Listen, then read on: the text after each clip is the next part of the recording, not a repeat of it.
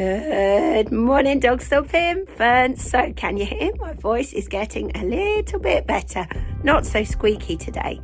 I have been resting it over the weekend, which has made my husband very happy because I haven't been talking so much. So what are we up to this week? Parents, carers, we have our e-safety workshop tomorrow morning.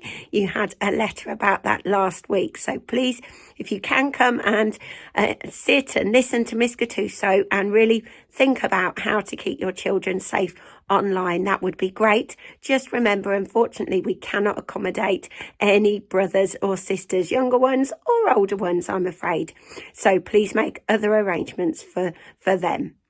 So we've also got our parents' evenings, not this week, but next week. But the online booking system is open now. So please book your time for next Wednesday or next Thursday. That's the 14th and 15th of February. If you can't come for whatever reason, perhaps just let your child's teacher know so they might be able to find another slot for you. But I can't promise that. Obviously, we're heading towards half term now.